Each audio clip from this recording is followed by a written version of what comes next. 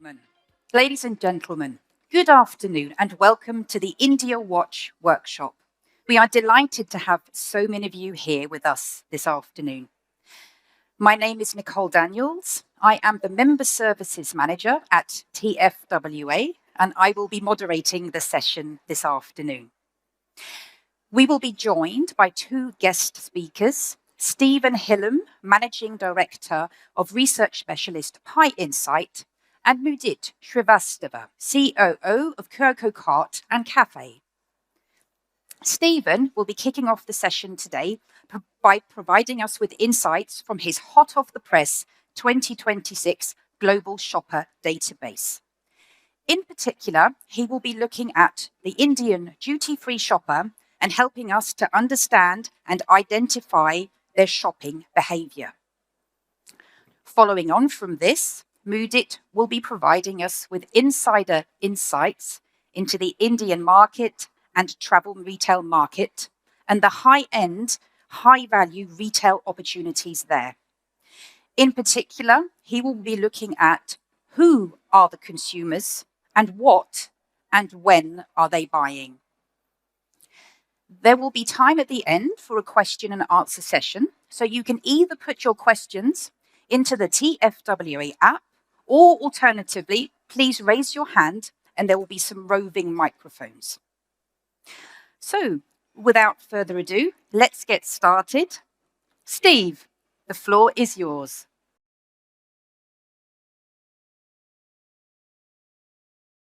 Great. Well, thanks, Nicole, and thank you to TFWA for having me here today as part of this session where we're going to be taking a real deep dive look into the Indian shopper and the opportunity that they represent.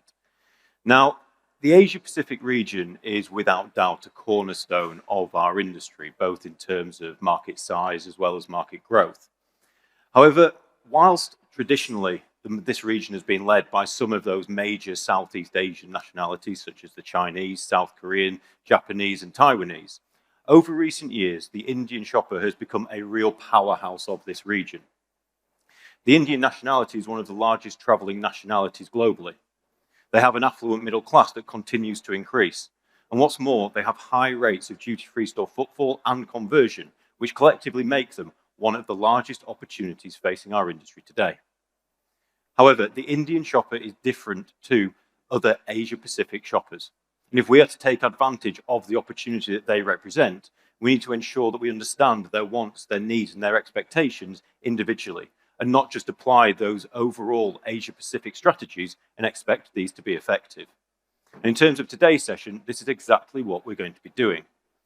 I'm going to share with you some insights from Pi Insight's very recent edition, or 2026 edition, of the Global Shopper Database, where we collect over 14,000 interviews among key travelling and duty-free shopping nationalities, the Asia-Pacific region of which is accounted for by nationalities including the Chinese, South Korean, Malaysian, Australian, and of course the Indian shopper. And using this data, we're going to take that real deep dive look into the Indian duty-free shopper. We'll start by identifying them and understanding who they are, before then moving on to have a look at some of those key shopper behaviours. So I hope that sounds okay. And let's now jump into the presentation now then, starting with identifying who today's Indian duty-free shopper is. Now, when we look at the Indian duty-free shopper in isolation, we don't really see many major surprises here from a profile perspective. However, when we compare the Indian shopper with the wider Asia-Pacific region, we see this clear and immediate differences occurring. We see, for example, how the Indian shopper is more likely to be male. We see how they're also more likely to be aged under 40, meaning that we have a higher proportion of those increasingly demanding millennial and Gen Z shoppers within that shopper mix. We also see from a traveller tendency perspective how although we have a similar level of those travelling alone, there is a higher proportion of Indian shoppers who are travelling for business and also travelling more frequently, potentially making the Indian shopper more familiar with the duty-free and airport environment.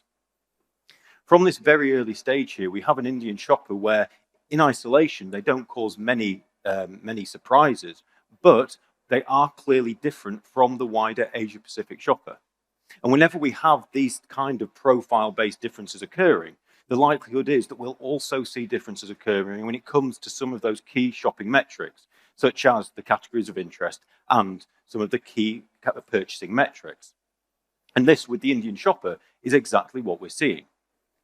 For example, when we look at the key categories of interest, we see that at an overall Asia-Pacific level, how fairly unsurprisingly, the beauty category leads. However, when we isolate the Indian shopper, we see how alcohol plays this more prominent role. The Indian shopper is still buying beauty items, but beauty is now the third largest category when it comes to that purchase instance perspective. What's more, we also see from the tobacco category how that purchase instance falls from 14% of buyers to 7%. And the differences that we see here then follow through into some of those key purchasing metrics as well. Because although we see that the Indian shopper has a similar rate of duty-free store footfall and dwell time, we see how they are more likely to buy a higher number of items, but also spend less, again showing this significant shift in terms of that purchasing dynamic.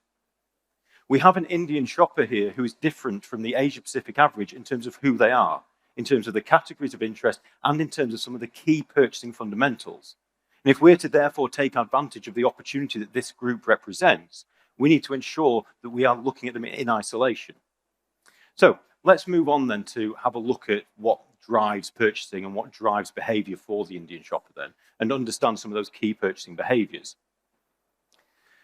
Now, whenever we talk about purchasing behaviours, regardless of the nationality, the region, or the category, for example, there are always factors that increase or decrease in prominence, and it's often these areas that we then focus on in order to identify certain opportunities, but also to understand how to cater to a particular shopper type.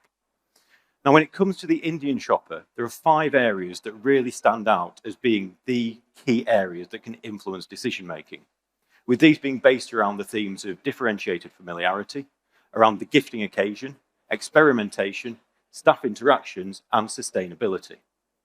So let's look at each one of these areas now then, starting with differentiated familiarity. Now, differentiated familiarity is a really interesting theme, and it's something that we see across our whole industry. So regardless of the nationality, the region, and the category, it's there to some extent. And it's based on the theory that today's shopper is looking for the familiarity or the reassurance of well-known or international brands, but they're also looking for a certain degree of differentiation compared to other channels, such as the domestic market, for example. Now, as I say, this is a trend that we see across all different nationalities, categories, and throughout the whole industry. However, it's also a trend that is particularly strong among the Indian shopper. For example, when we move on to have a look at some of the key purchasing drivers of the Indian shopper, we see these 2 really clear dynamics emerging. Firstly, the dynamic of familiarity and that reassurance. We see how 48% are purchasing an item due to those perceptions of quality, a perception that's no doubt driven by the existing knowledge or familiarity with the brand or with the product or product line.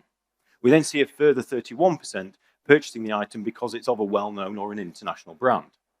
Effectively, what we have here is an Indian shopper where the number 1 and the number 2 purchase drivers are to do with that trend of familiarity and reassurance. However, when we look at some of these other drivers here, particularly driver number 3 and driver number 5, we see how differentiation is also very much coming through. We see how 25% of our shoppers are purchasing because an item is new and different, a further 20% purchasing because the item is duty-free exclusive or a special edition. What we have here is an Indian shopper who has reassurance and that familiarity as a key purchasing requirement, but who also has differentiation as a key purchase interest and is a key need and a factor that influences that decision-making process. And as such, if we can provide that level of differentiation, but within the context of that familiarity and the reassurance, then those kind of products can then pique the interest among today's Indian shopper. And the role that differentiation can play among the Indian shopper is even more clear when we look at the importance of duty-free exclusives, with a massive 94% of Indian shoppers considering the availability of duty-free exclusives to be important to their shopping experience. Now, what this clearly illustrates is that duty-free exclusives are a key requirement of the Indian shopper. However, what we also see when we look at many of our insights is how there is often a misperception among many shoppers about what truly makes an item duty-free exclusive. We often actually see how shoppers believe that just products that are not readily available within their domestic market are in fact exclusive to our channel. And therefore this measure of this high measure in terms of the importance of duty-free exclusivity could actually be used as a proxy for a importance of differentiation. And if we can provide this level of differentiation, but within the context of that familiarity, then it can be significant influence. With 85% of our shoppers considering themselves to be more likely to buy an item that is exclusive or differentiated within our channel, with this again being above that regional average, but also just highlighting the significant role that differentiated familiarity can play when influencing that Indian decision-making process. Okay, so let's now move on then to the next dynamic, which is the role of gifting, or that gifting occasion. Now, the purchasing occasion is one of the largest macro dynamics we have within our industry.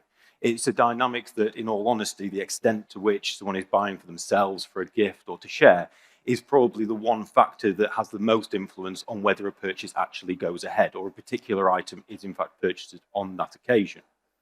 Now, the gifting occasion is a particularly strong dynamic within our industry, and even more so within the Asia-Pacific region. And whenever we think about some of those big gifters or the big gifting nationalities, it's always the likes of the Chinese or the South Koreans that we jump to. However, what we're actually seeing right now is how the Indian shopper offers an increase in the highest rate of gifting opportunity within this region, with 31% of buyers currently purchasing for somebody else. Now, when we look at the purchasing occasions among today's Indian shopper, we can see how the self-purchasing occasion continues to be the number one. So this should really continue to be prioritized within that occasion-based marketing and communications. However, with 31% of buyers purchasing for someone else, it clearly illustrates the opportunity that retailers and brands can have in taking advantage of the Indian shopper opportunity through the gifting occasion. Now, there are numerous ways that we can look to do this. For example, we can focus on providing some of those support gifting services, such as gift wrapping, gift boxes, gift-specific offers, for example. However, another key way that we can focus on taking advantage of this, and also that differentiates the Indian shopper from other nationalities in this region, is through the gifting message, or the reason why that gift is being purchased.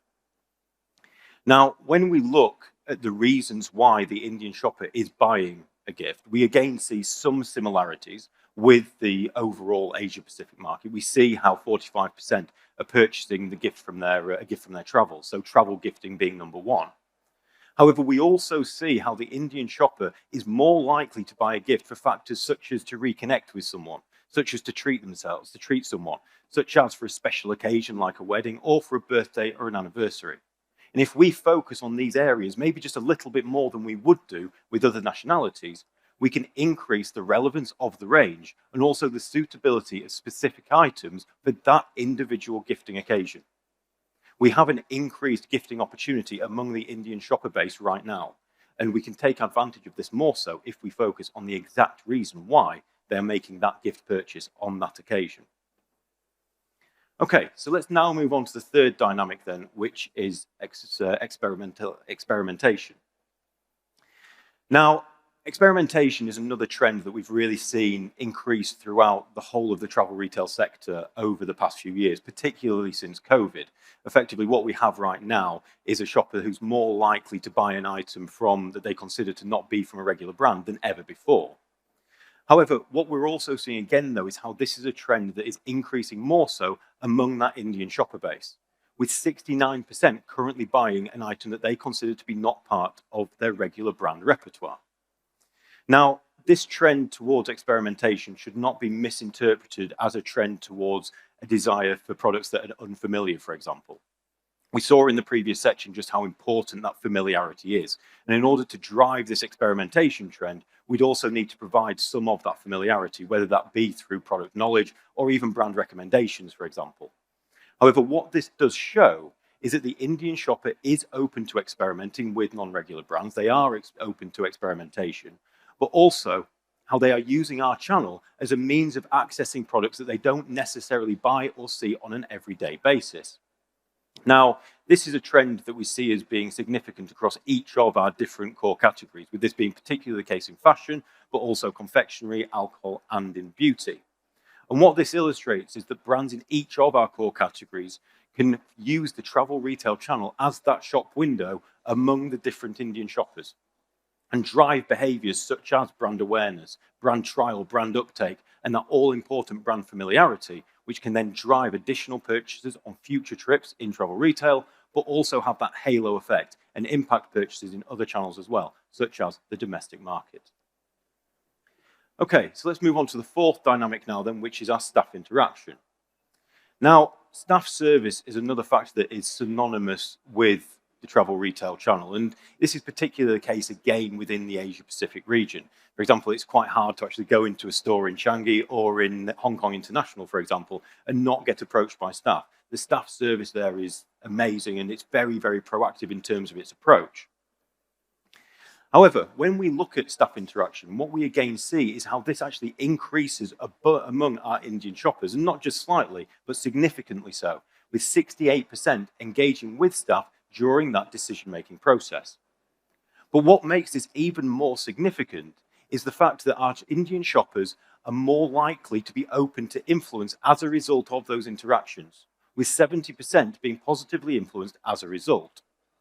Now, this offers a massive opportunity.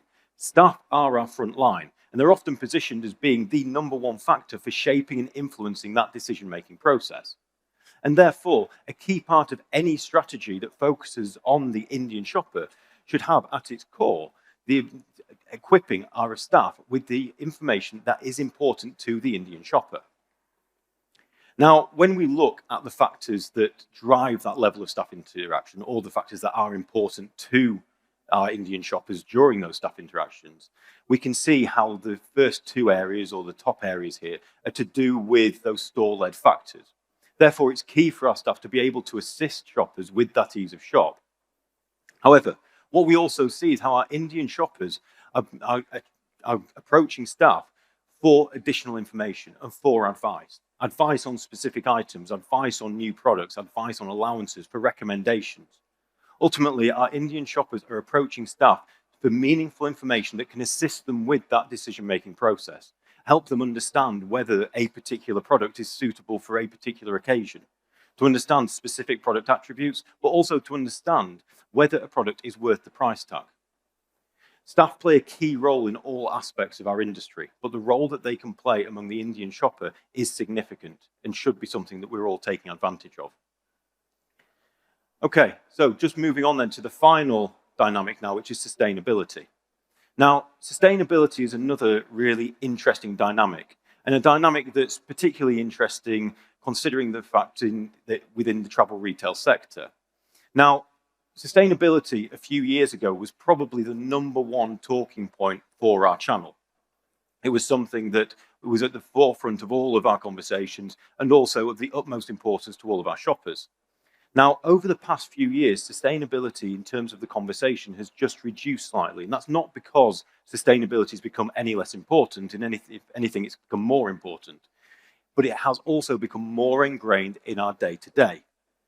However, whilst this is the case, it still carries the utmost importance for the Indian shopper, with 77% of Indian shoppers considering sustainability to be an important consideration to them during their shopping experience and whilst they're in the store.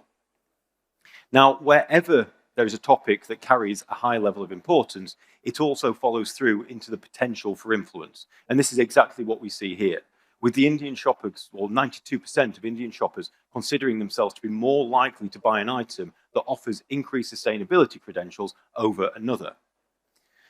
Now, whenever we talk about topics like sustainability, though, it's important for us to be realistic. Sustainability is not a purchase driver, it's a purchase influencer. No one ever walked into a store, for example, and said, I'm here to buy a sustainable product. They walk into the store to buy a gift or to buy a particular category or to look for duty-free exclusives, for example. However, during that decision-making process and the latter stages of it, when a shopper is deciding between product A and product B, this is where those influencers can play a really significant role. And with the increased level of importance and influence of sustainability, it is another factor that we should consider a key tool within our marketing toolkit for influencing the behaviour of the Indian duty-free shopper today. So that just brings me towards the end of that section where we've looked at some of the key areas or the key areas that we consider to offer the greatest opportunity for influencing that Indian duty-free shopper behaviour. It also brings me towards the end of the presentation there. But just before I do pass back to Nicole, just to summarise a couple of the key points that we've looked at today. Now, there's no doubt about it that the Indian shopper is a real powerhouse of this region. And in all honesty, they do offer all of those different opportunities that we've gone through here today. They're currently one of the largest travelling nationalities globally. They have an affluent middle class that continues to increase at a significant rate. And what's more, they have the high level of duty-free store footfall and conversion that makes them one of the biggest opportunities facing our industry today. However, as we've seen here, the Indian shopper is different compared to the wider Asia-Pacific shopper. They're different in terms of who they are, their categories of interest, those key purchasing fundamentals, but also their wants, their needs, and their expectations in the store.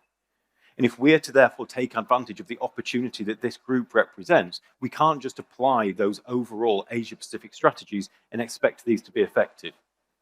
We need to be focused, we need to be specific, and we need to be relevant. And if we can be, and if we work on these areas as a priority for the Indian shopper, then the biggest opportunity facing our industry today, the Indian shopper, is there for the taking. So I'd just like to say a very, very big thank you again for having me here today. I'll look forward to taking some of your questions in due course, but for now, Nicole.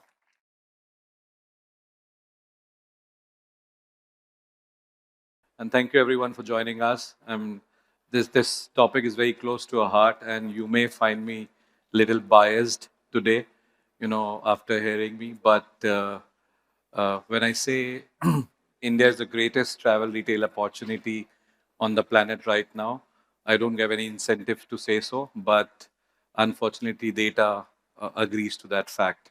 So I'm going to broadly divide the presentation into three parts. The first part will talk about India as a country, the foundation, the demographic, how we are shaping up. Second part, we talk about how's the shopper behavior in duty free. And the third part, we'll talk about how the duty paid customers who are traveling, who are 4 times larger than the duty free travelers, what is their buying behavior and what are we doing in India to cater to those quick change in passenger behavior. So, I'll start with the foundation. So, everyone knows that we are 1.4 billion people. We are 20% of the world's population.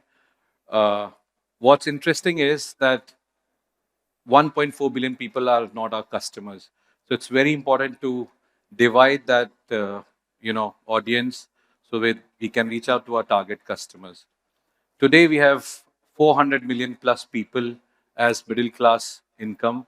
And how do we categorize middle class is they make around $10,000 per capita income, right? Which this 400 million people was 225 million in 2015.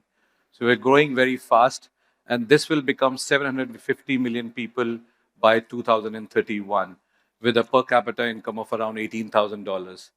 To put it in context, today's UK population is 68 million. And if you see that, we're talking about 10% of the world's population making $18,000. So it's very important to understand that, where are we going as demographic in India? Indians' median age is around 30 years of age. A lot of Indians are younger than the brands which we are putting on shelves, right? So we always have to get the newness, and one of the slides of Stephen highlighted that we need to get new brands, and the Gen Z and the millennials are not the loyal customers of the brands, right? What's more interesting, if you see the cohort of 15 to 34 years, which is 600 million people, they are the co-prime duty-free buyers, which we have today and which will be become in future by 2030, right? India also have got a very diverse, pyramid structure of wealth. We have 1.8 to 2% HNIs. which makes more than $100,000 per year. If you compare to that with UK or Italy or any other developed nation, I mean, it's roughly around 30 million people making $100,000. UK, 68% million people making $40,000 as a per capita income. So Indians strata, I mean, there are chunk of audience which makes much more money than the developed nations, and that's where people have started spending on luxury. The most important strata happens to be the mass affluent, which is like 23, 25%, which eventually will make around $18,000 per capita. And these audience will be our core duty-free shoppers for the future. So we need to target this audience, where we say that India is not a low-income market, it's the largest under-penetrated market. So we'll have to be ready with that thought process that what is our target audience in the country. Now, something which is very important, how we as brands and operators and retailers need to see those historical changes which is happening in India. There are various free trade agreements getting signed in India with countries like UK, Switzerland, European Union, New Zealand, and of course we are in talks with US as well.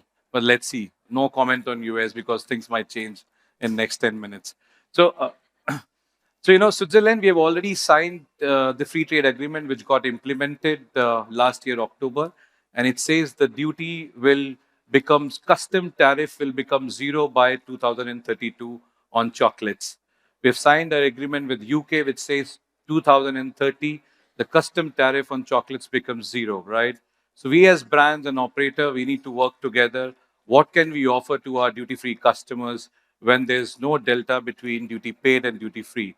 And I think Stephen highlighted this in the presentation that it has to be duty free exclusive. And we can't wait for 2030 to come. We'll have to start building that from today. So I would request all the brand partners, if they're there, you need to watch this space because this is going to be very tricky, very sensitive, and very competitive in the coming future. I've the other factors which are very historical. I mean, these happens only in decades. You see the tax structure in the domestic have moved from 18 to 5%, which have lowered down the consumer price to 10% by 10%, right? And if I tell you about Osprey duty free, Mumbai duty free, we have sales of around 42% coming from only Swiss and UK origin products. The duty will go zero in next 5 to 7 years. So we'll have to be very, very, very sensitive as brands, as operators. What is our plan to do and take this future ahead with travel retail? Again, we talk about India. What are the opportunities? I mean, you can see the graph that India is still very low in terms of passport penetration, but we are growing very fast. We are almost making 50,000 passport every day. This figure 6 months back was 45,000. I just made the passport of my parents just 2 months back. And this is coming for the first time, and they're really old, 60 years of age, right? So we as Indians are traveling. What is more important in terms of for brands and operators to understand that the demand is coming from tier 2 and tier 3 cities. We talk about Mumbai, Delhi, Bangalore, but the real demands is coming and will come from a city like Indore or a Surat or a Lucknow, which many of us in this room don't know. But that's where the demand will come and drive the future. So what as retailer and brand we can do to target that audience? So it's very important to understand that and make our strategy for that. These are some insights, like Nicole said, I'm going to talk about who, when, what are they buying. So this is Osprey duty free, which is Mumbai duty free, right? And we proudly say that we sell our chocolate contribution in the whole category is the largest in the Indian duty free retailer channel. So if you see arrival, you find male shops 76% and departure, it's female is 24%.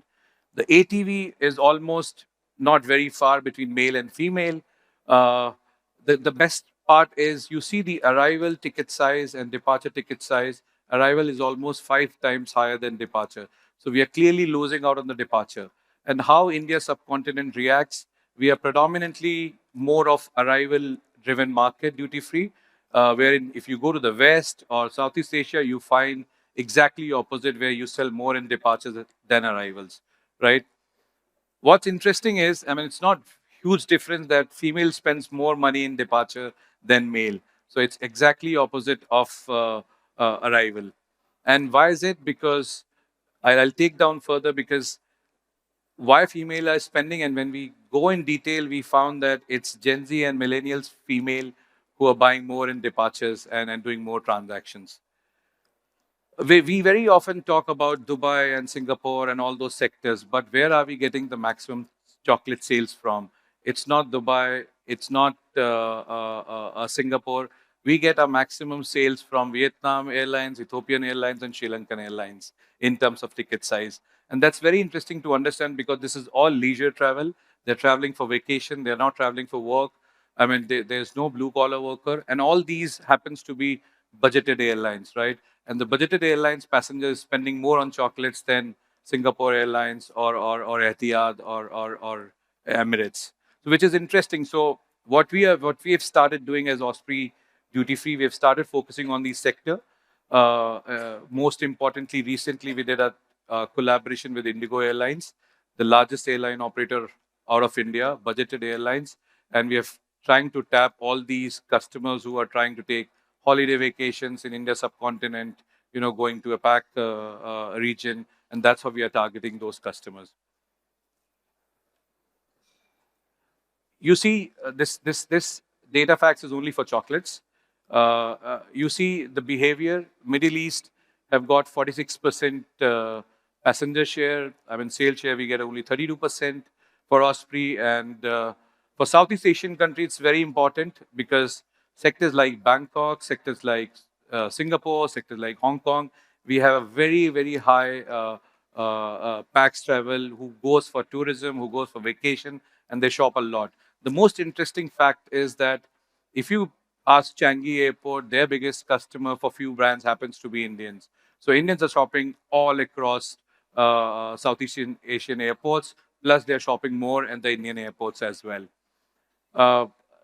This is interesting. I mean, arrivals, we have got 93% of the sales coming from Indian passport holders and only 7% on non-Indian passengers. But departures, you see exactly opposite. It's 60% coming from non-Indian passport holders and 41 from Indian passengers. And we'll tell you that what is our strategy to capture on both the dynamics, whether it's Indian and non-Indian passengers.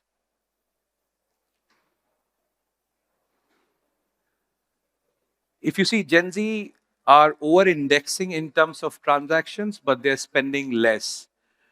So they're spending $22 on chocolates on an average in Mumbai duty free, whereas millennials are spending $30. Okay, so that gives us a clear idea that we have more transaction. If we have an assortment or a strategy, how can we capture more of Gen Z? Because in the earlier slide, if you would have noticed that between 15 to 34 age group, we'll be catering to 600 million people, right? And that's where the future will come from. So it's very important to understand from an operator point of view, from a brand point of view, one size fits for all strategy won't work. So whatever works in arrival will not work in departures, and likewise.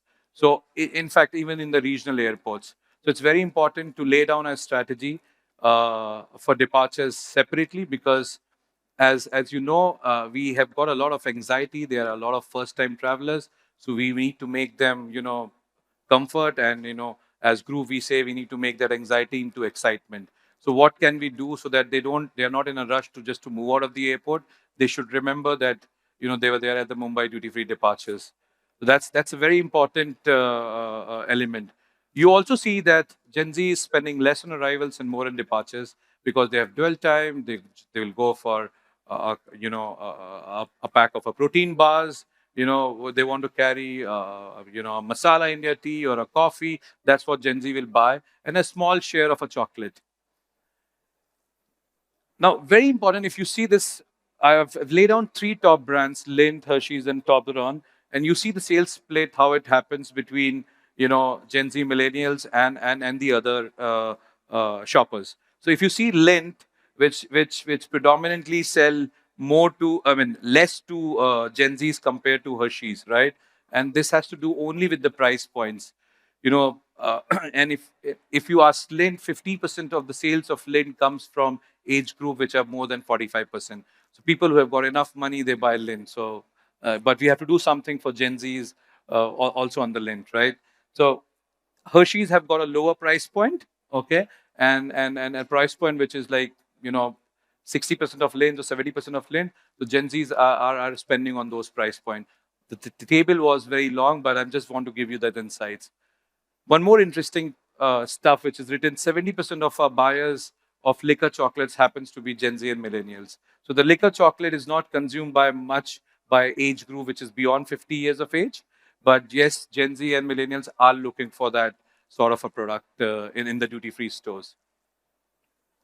So what are we doing? I mean, we found the gaps. We have understood how departure is reacting, how arrival is reacting. So our strategy have completely changed. We are rebuilding the departures in Mumbai airport, and from the last 2 or 3 decades, we have been running with the global brands. We sell Lint in arrival, we sell Lint in departure. We sell Toblerone in arrival, Toblerone in departure. But what we are trying to do is, when you see 60% of the transactions from non-Indian passport holders, so what we are trying to do is, we are trying to get Indian artisanal chocolate here, create their boutique. So the sense of place is what we are trying to build, so that people carries memories from India. Unlike, we don't want to sell a global brand alone. Global brand will always be there, but in addition to that, we are adding a lot of Indian artisanal chocolate store. What else will be doing is something which is getting done for the first time. We are starting a Hershey's play area again.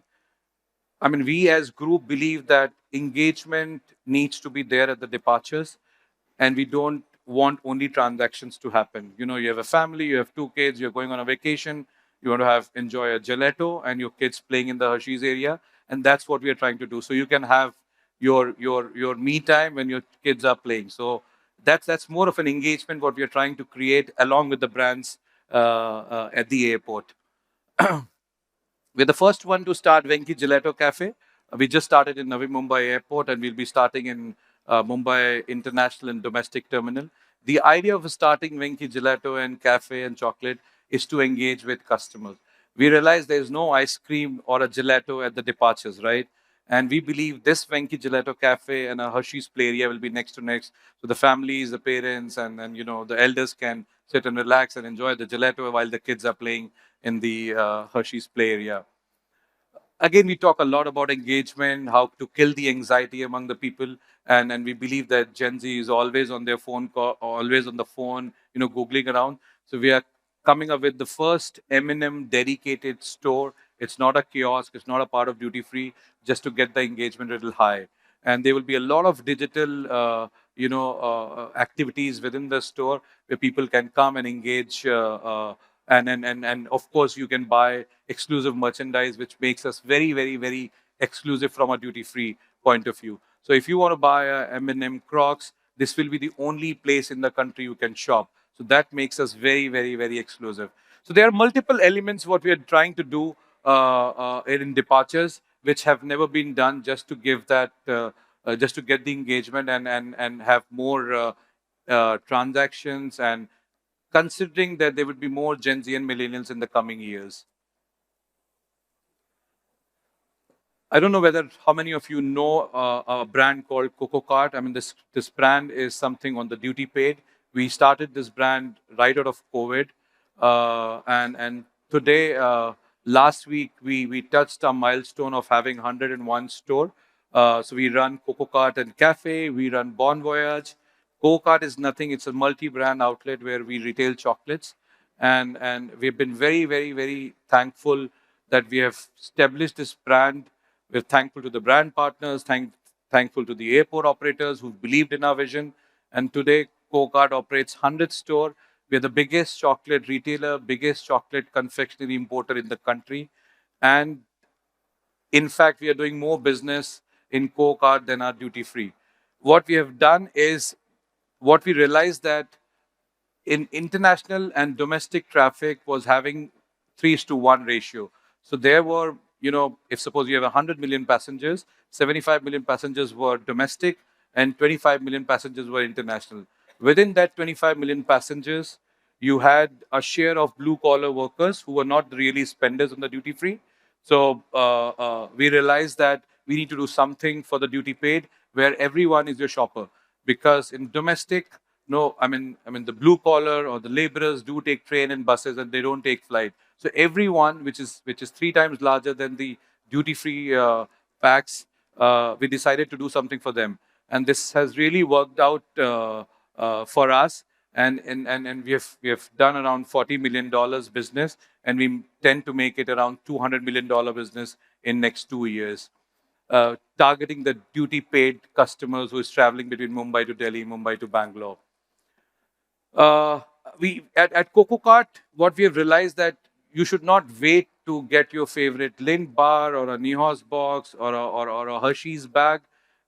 What we do, you are traveling, of course, you get a better value at duty free, but you can also go and buy from Cococart store, e-commerce, the same product, almost at the same price at your doorstep. So you don't have to wait for 6 hours or your colleague to travel, hey, carry a Lindor box for me. No, it can be delivered at your home in next 2 hours. That's the sort of business what we have built with Cococart. So if you see Cococart, 73% of our location happens to be at the airport, and 23%, 27% happens to be in the downtown. We operate out of ultra luxury malls in the country, good neighborhoods where we have got a high street which is very popular among the neighborhoods. So it's interesting to see, when we see about duty free, we sell 80% milk chocolate. When we talk about Cococart, in the same country, we sell more of dark chocolate than milk in the premium section. So that says that, in arrivals where we predominantly, sell chocolates, people don't have time and they just want to carry some chocolates and move out. In Cococart, we get a lot of time, consumers to explore the brands, and that's how we see that the overall versus luxury, how it shapes for the milk dark chocolates. There are 2 instances, one from Hershey's. Reese's is a big brand, but in duty free, it has always got failed in duty free. But Cococart is number 1 SKU. After it in Nestle, always got failed in duty free, but it's number 1 SKU in the Cococart. So in the same airport, you have the same passenger, but a different buying behavior. So it's very interesting to understand why they are shopping, when they are shopping, and what they are shopping. What we have done as Cococart, we believe that we are very digitally, aware generation, and we want quick success.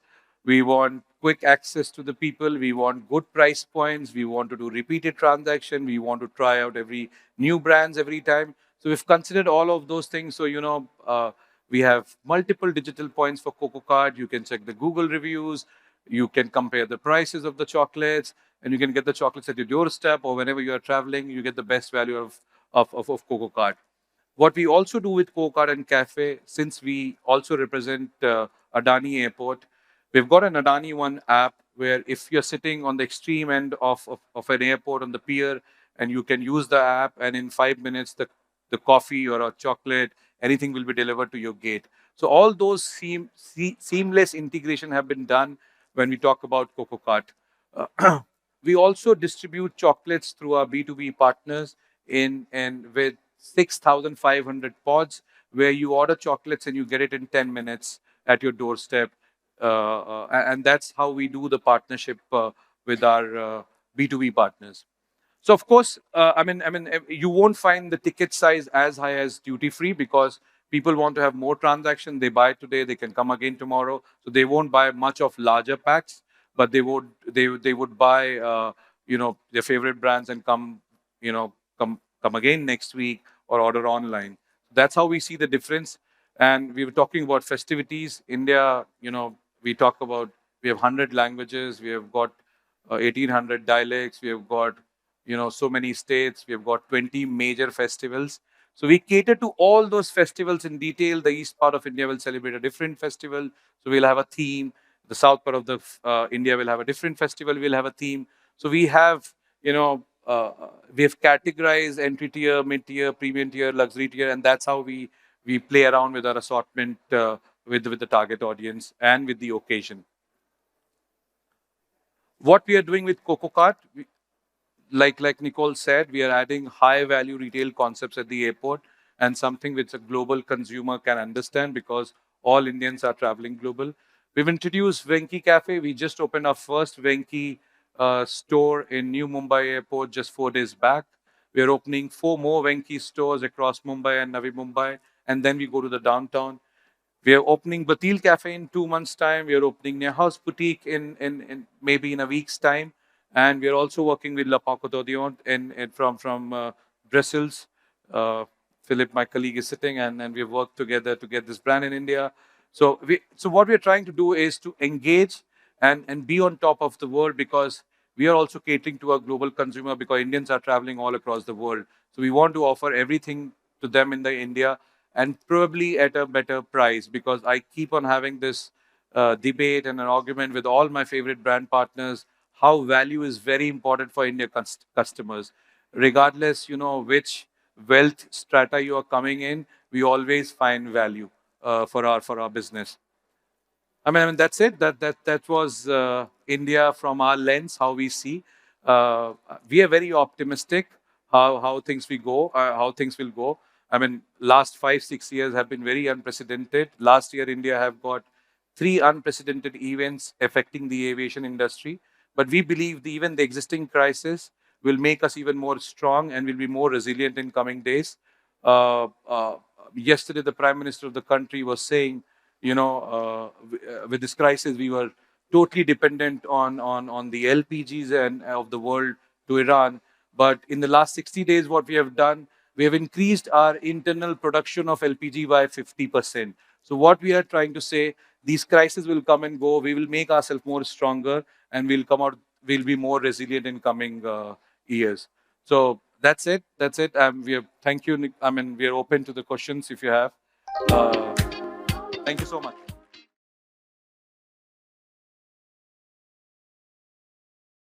Okay, thank you very much, gentlemen.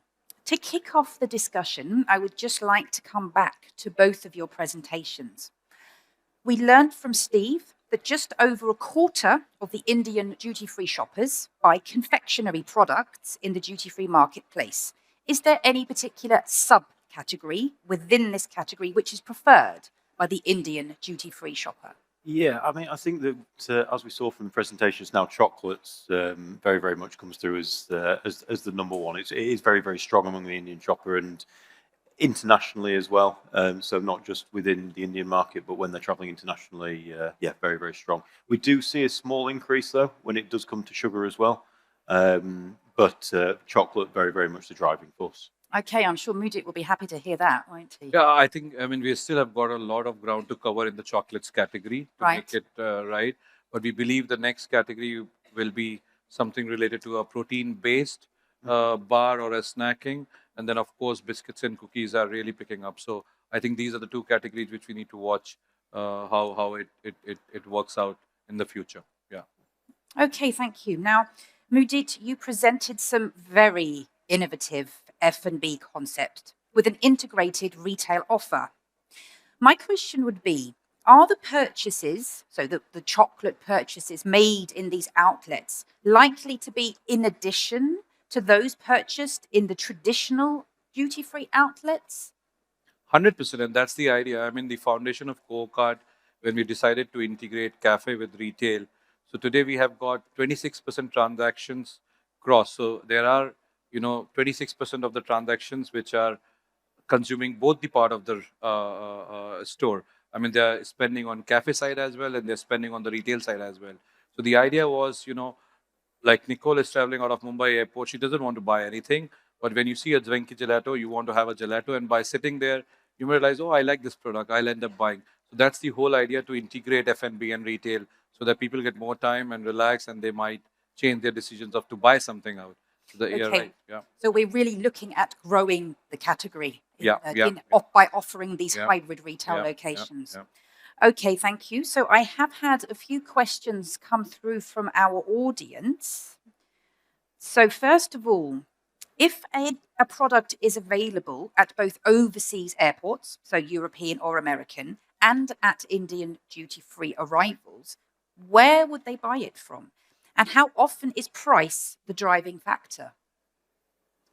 Price is very, very much a driving factor. I think Right. with that, it's there's also the experimentation. There's also the style of buying in another country. So buying and finding a different product range, different style of products. But the Indian shopper is arrivals based, as we saw. It's kind of when they come back, they are. It's a big purchasing opportunity for them, which they often take advantage of. But that doesn't mean that they don't buy in other countries as well. It's it's a big dynamic. But price is a big driver we see for arrivals over departures. Right. Thank you, Steve. Mudit, is there anything you'd like to add? I mean, that's a very interesting question. And when I see their brands where, say, Lindt and Toblerone of the world, which are which are the major brands for us, and when we hear about Changi Airport or Dubai Airport, their top customers happens to be Indian customers, right? So it's interesting to see that 40% of the sales is coming, in arrival, and something similar is coming in the departures. So it's the same customer coming to the same destination and shopping differently. So what we believe is that's, I mean, I don't have a fact to prove that, but I believe if there's a frequent customer, he knows that all the chocolates are available in India at a very good competitive price. So I would pick it up rather than picking up, a couple of kg of chocolate and all the way carrying from the aircraft. But I see the first time traveler who wants to have that sense of place, if he's traveling to Switzerland or Dubai, they would try to buy from that airport. Right. But I think when you are a frequent customers or traveler, you tend to buy at Mumbai duty free arrival or Indian duty free arrivals. Okay, thank you. I think that, just to add on to that, I think that comes from, again, what the purchasing reason really is there. Like if there's a bottle of whiskey, for example, and like say if there's somebody who often travels through and they see that bottle of whiskey for a cheaper price in the destination airport as opposed to in arrivals, then they may purchase it in the destination airport. Vice versa, if they know that it's cheaper in arrivals, they'll buy it in arrivals, except if it's differentiated in some way. So if you look at a Toblerone, Right. for example, saying "Welcome to Singapore," that offers something different to what's in arrivals. So even if the price differential is different and potentially more expensive in Singapore, I'm not saying it is, but if it is, Yeah. then there's still a reason to pick that up as opposed to being in arrivals. So I think it just depends on what they're actually looking for. If they're looking for a Toblerone for the chocolate, then Yeah. price plays a role. If they're looking for a Toblerone for a gift because they want to give something that says "I've been to Singapore," then that's what plays a leading role. And you mentioned just how important differentiation is for the Indian passenger. It's especially when there's a big arrivals market, especially Right. because with arrivals as well, when you're talking about familiarity, it's not just down to the product, it's about the whole experience of shopping. And when you're in arrivals, you've arrived, you want to go home, maybe it's, they don't have as much time, they're waiting for a taxi, someone's picking them up, something along those lines. So what they're wanting to do is pick something up that they know, but they're also very familiar in that setting. When they're abroad and they're not as familiar, then again, it's kind of that goes into the whole dynamic of being aware of price and everything. Okay, just a quick reminder, if you do have a question, please don't hesitate to raise your hand. More of an operational question now, also from our audience. Does payment mode affect Indian purchase when they travel? I mean, I can tell you about how Indians are spending it in India, okay?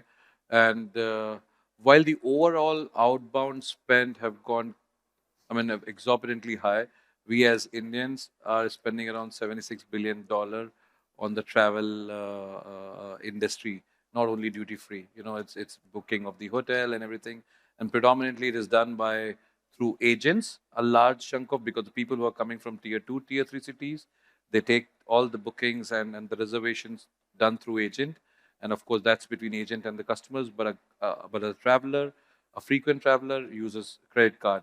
Within India, we see a large chunk of people paying digitally. Like if I tell you about Cococart, we've got 50% of the payment coming digitally through a mobile app, and then followed by credit card, and almost 7-8% people pay in cash. But how they are paying outside India, I believe it has to be credit card. Right. Yeah. Okay. Okay, another question now. Are there any types of international brands that might attract the Indian travelers more than others?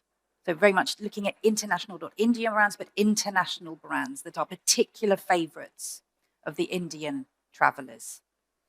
The ones we see in the research are the ones that you would probably expect to see. So, I mean, obviously Toblerone is a massive one.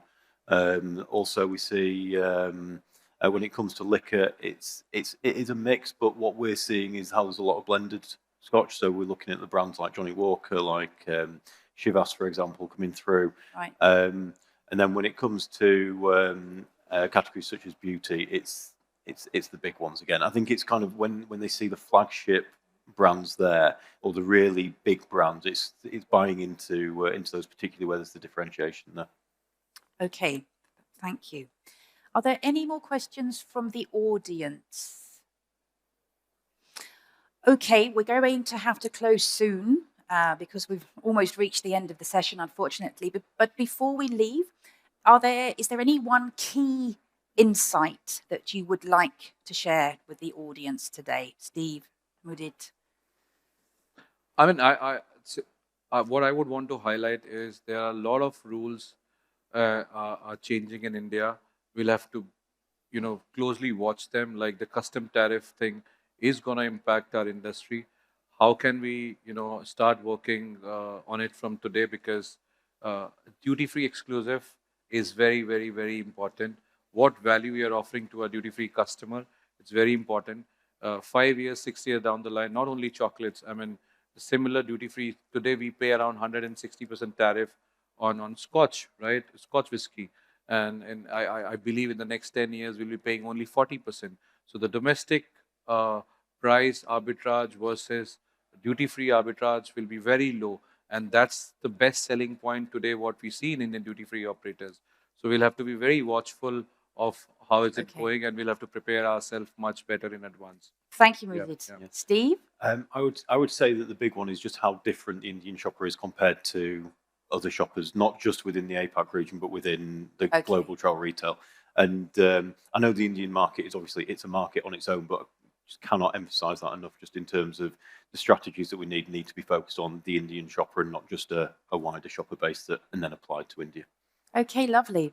Well, thank you very much indeed to both of you for being here with us today. I'd like to say thank you very much. Thank you. A big thank you also to our audience for taking part and being with us here today. Thank you. I'd also like to thank very much indeed our technical team who ensure this very smooth running of all our workshop. And finally, a big thank you to my colleagues in the conference department as well. So as usual, we are always very keen to receive your feedback on our session. So afterwards, there'll be a QR code up on the screen. Please don't hesitate to flash the QR code and leave us your feedback on this session. So once again, thank you very much. Thank you to you. We wish you all a successful afternoon at the fair. Thank you. Thank you. Thank you. Thank you. Thank you.